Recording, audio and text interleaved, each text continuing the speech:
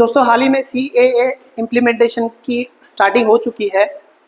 अब साथ ही साथ बहुत सारे लोग सवाल पूछ रहे हैं कि NRC क्या है। तो ये बहुत सारी चीज़ें कॉम्प्लिकेटेड है। इससे पहले मैंने एक वीडियो बनाया है, वहाँ पे सारी डिटेल बताई है। अगर इन फ्यूचर अगर NRC उतनी ही रिस्ट्रिक्ट तरीके से जैसे आसाम में इम्प्लीमेंटेशन किया गया, तो ऐसे हालात में हमें कौन कौन से डॉक्यूमेंट होने चाहिए, तो वो कौन से डॉक्यूमेंट होने चाहिए वो हम अब इसमें समझते हैं। आप कोशिश की करें कि वो सारी चीज़ें अवेलेबल करा के रखें या अपने पास रखें एहतियातन। बट इसका ये मतलब नहीं है कि आपको डरना है। देखो, किसी तरह से पैनिक होने की कोई ज़रूरत नहीं है। बहुत सिंपल चीज़ है। हमको ये सब चीज़ें करके रखनी है जो हमने इससे पहले नहीं की थी, अब करनी है। इसलिए करना है, ना कि किसी डर की वजह से करना है। एहतियातन करना है। कौन सी करना है? देखो, अगर NRC इम्प्लीमेंटेशन हुआ तो आपको सिटीजनशिप बताना पड़ेगी आपको, क्या आप भारत के शहरी है। तो भारत के शहरी बहुत अलग अलग तरीके से इंसान हो सकता है। उसमें से एक तरह है कि बाय बर्थ, मतलब आप पैदा हुए तो यहाँ पर आप भारत के शहरी है, ठीक है। इसकी भी कैटेगरी है पैदा होने की।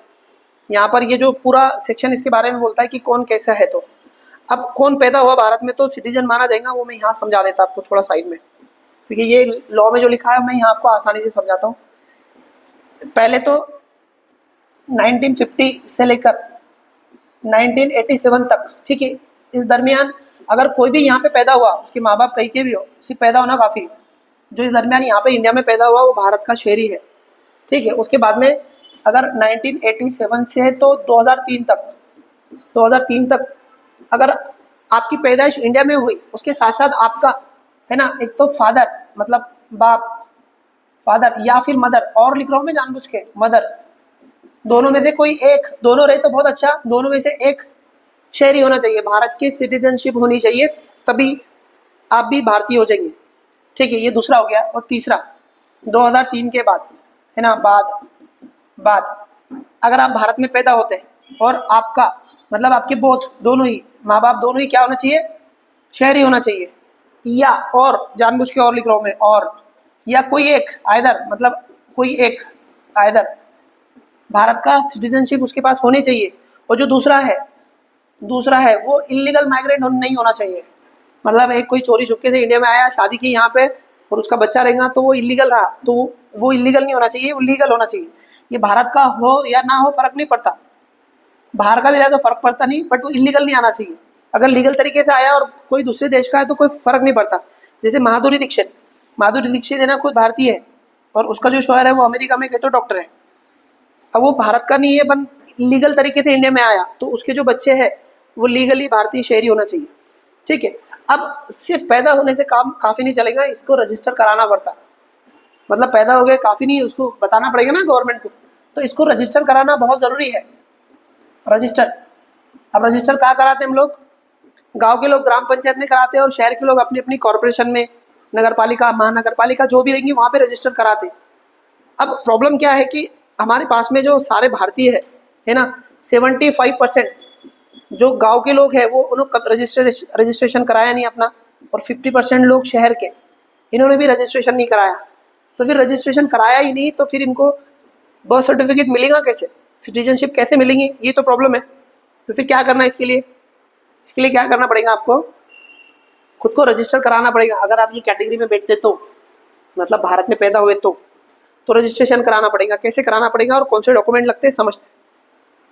देखो, हमारे पास में कानून है जिसमें कोई पैदा हुआ है ना, कोई पैदा हुआ या मरा तो उसका रजिस्ट्रेशन कराना पड़ता। कहाँ पे कराना पड़ता? वही, अगर गांव का है तो पंचायत में, अगर शहर का है तो नगर पालिका, महानगर पालिका, है ना, तो वहाँ पे आपको कराना है। तो यहाँ पर ये कानून क्या बोलता है, अगर कोई बच्चा पैदा हुआ या कोई मर गया तो 30 दिन में उसका रजिस्ट्रेशन करो। कहाँ पे जाके? आपको बताया मैंने वहाँ पे। अगर आप 30 दिन से नहीं करेंगे तो 1 साल तक, मतलब 30 दिन से 1 साल तक, 1 साल तक अगर नहीं करते तो आपको वहीं जाना है वापस, पंचायत में या महानगर पालिका में वहीं जाना है। 1 साल भी होगा तो वहीं जाना है। ये थोड़ा बहुत आपसे फाइन लेंगे या फीस लेंगे और रजिस्टर करा देंगे 1 साल से पहले। अगर मतलब 30 दिन से 1 साल के बीच में गए तो कुछ फीस लेके वही लोग रजिस्टर करा देते, कोई दिक्कत नहीं। बट 1 साल से ज़्यादा हो गया तो फिर क्या करना? क्योंकि अभी NRC लागू हुआ तो फिर सब पुराने लोग ही हैं जिनके रजिस्ट्रेशन नहीं, अभी के नए बच्चों के तो सब कराए जा रहे हैं।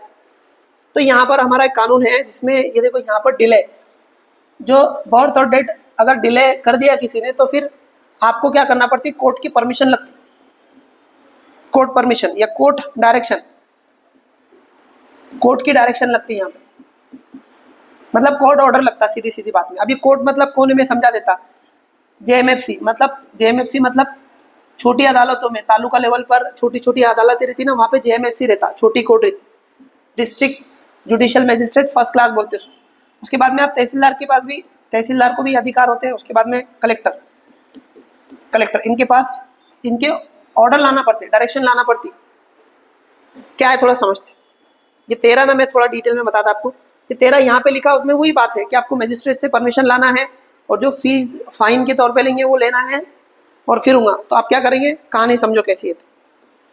देखो आप क्या करेंगे, आप 1 साल से ज़्यादा हो गया, 20, 30, 40, 50 साल के हो गया, आपका रजिस्ट्रेशन नहीं है, तो आप जाएंगे कहाँ, ये वाली नगर पालिका, या अगर शहर के तो नगर पालिका या महानगर पालिका में, गाँव के तो ग्राम पंचायत के पास। तो ये बोलेगा आपका तो रजिस्ट्रेशन नहीं है, कोर्ट के डायरेक्शन लाओ बोलेगा। क्या बोलेगा, कोर्ट के डायरेक्शन लाओ, और साथ में एक फॉर्म देंगे आपको, एक फॉर्म देंगे। वो फॉर्म लेकर आपको कहाँ जाना है, जेएमएफसी कोर्ट जाना है, या तहसीलदार या फिर कलेक्टर के पास जाना है, जो भी स्टेट पे आप है उसके हिसाब से पता कर लेना। ठीक है, ये कोर्ट में जाना है तो आपको एक पिटिशन बनाना पड़ेगी, एक दरखास्त बनाना पड़ेगी। क्या कि जैसा मैं, हमारे अनपढ़ लोग थे, पढ़े लिखे नहीं थे, किसी को कानून की इतनी जानकारी नहीं थी, गरीबी थी, जो भी था, तो हमने रजिस्ट्रेशन करे नहीं, हमको पता नहीं था। अब थोड़ी समझ आई तो हम रजिस्टर करा रहे हैं, वो पूरा लिखना पड़ेगा इसमें।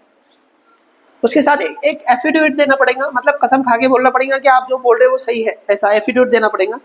फिर आपके पास जो भी है, आधार कार्ड, पैन कार्ड है ना, राशन कार्ड, पासपोर्ट और प्रॉपर्टी के डॉक्यूमेंट जो भी आपके पास में, यहाँ पासपोर्ट लिखना भूल गया मैं, पासपोर्ट याद रखो, पासपोर्ट, तो वो जमा करके दे दो, कोर्ट में सबमिट कर दो। कोर्ट क्या करेंगी, तहकीक करेंगे कि वाकई में आप लोग जो बोल रहे हो वो सही बात है क्या, तहकीक करेंगे और ऑर्डर देंगे।